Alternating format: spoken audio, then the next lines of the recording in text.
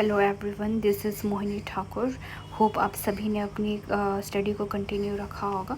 तो आज हम जो है लर्निंग थ्योरी पे डिस्कस करेंगे। तो सबसे पहले हम एडवर्ड थॉर्नडाइक के बारे में डिस्कस करेंगे।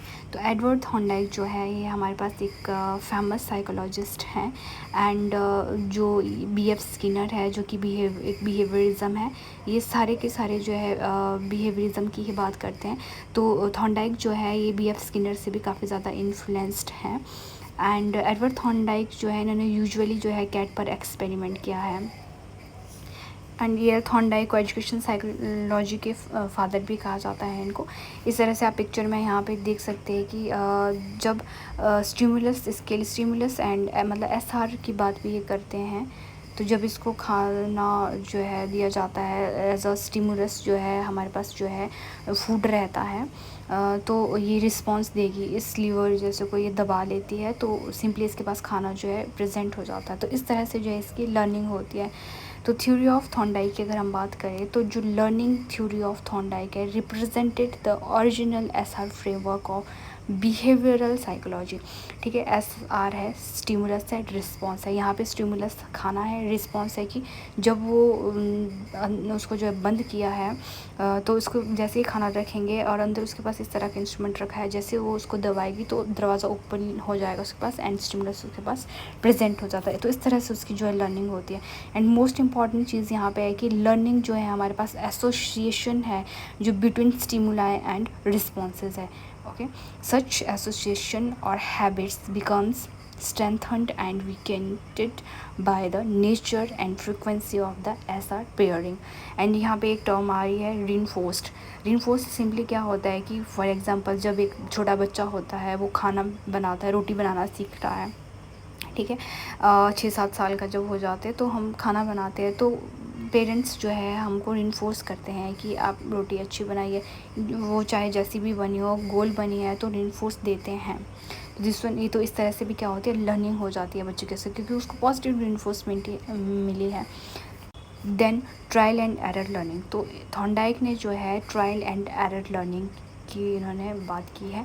ट्रायल एंड एरर में सिंपली क्या होता है कि हम जो भी लर्निंग करते हैं, प्रॉब्लम को सॉल्व करते हैं, ठीक है, डिफरेंट अल्टरनेटिव्स जो है हमारे पास आते हैं, उससे जो है हम प्रॉब्लम को सॉल्व करते हैं। ओके, एंड देन यूजुअली जो है इसमें इन्वॉल्व होता है कि कितने नंबर ऑफ़ अटैम्प्ट्स हमारे पास आ रहे हैं और कितने जो है एरर हुए।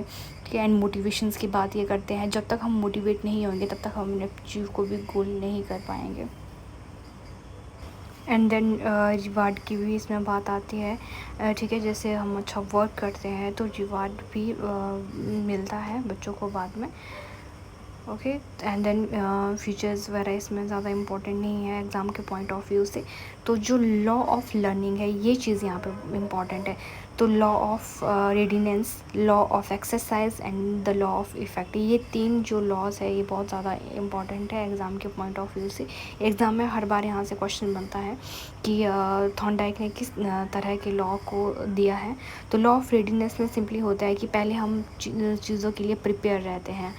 ओके, जैसे बच्चे क्लासरूम में जाते हैं, पहले वो पढ़ के आते हैं तो इससे क्या होता है बच्चा रेडी रहता है। And the law of exercise होता है जब टीचर ने स्टूडेंट्स को पढ़ा लिया है एंड देन उस पर एक्सरसाइज करवाते हैं। And the law of effect होता है जब हम अच्छे से प्रिपेयर है, हमने अच्छे से प्रैक्टिस करी हुई है तो लॉ ऑफ इफ़ेक्ट भी अच्छा जो है रिज़ल्ट बाद में देखने को मिलता है। तो इस तरह से जो है इन लॉज के बारे में जो है थॉर्नडाइक बात करते हैं। एंड देन कुछ और भी लॉज है, सबऑर्डिनेट लॉज, जो कि एग्ज़ाम के पॉइंट ऑफ व्यू से उतने ज़्यादा इम्पॉर्टेंट नहीं है। अगर थॉरली आप पढ़ना चाहें तो पढ़ सकते हो, बट जो ये 3 लॉज की बात करते हैं, law of readiness, law of exercise, law of effect, this one is important. And law of readiness की बात करें क्लासरूम के उससे, तो क्लासरूम में किस तरह से जो है बच्चे पहले से ही रेडी रहते हैं लर्न करने के लिए। तो बच्चे जो है पहले से ही प्रिपेयर करके आते हैं चीज़ों के लिए, तो वो पहले से ही रेडीनेस होती है, जो कि अच्छी चीज़ होती है कि पहले से हम रेडी रहें ताकि हमें जो है बेसिक चीज़ों के बारे में पता हो। तो रेडीनेस जो है इस तरह से वर्क करता है। अगर हम बात करें लॉ ऑफ एक्सरसाइज की, तो लॉ ऑफ एक्सरसाइज में आता है the law of use, and the law of exercise की पहले चीज़ों को यूज़ करें एंड देन उस पर जो है लॉ ऑफ एक्सरसाइज होते डिस्कशन होता है कि उस पर डिस्कस किया जाए। क्लासरूम के पॉइंट ऑफ व्यू से यही है, टीचर उसको पढ़ा रहा है, फिर बच्चों को ग्रुप में जो है चीज़ें करवा रहे हैं, एक दूसरे की हेल्प करने के लिए बोल रहे हैं एंड ग्रुप में डिस्कशन हो रही है, तो इससे अच्छी बनती है लर्निंग।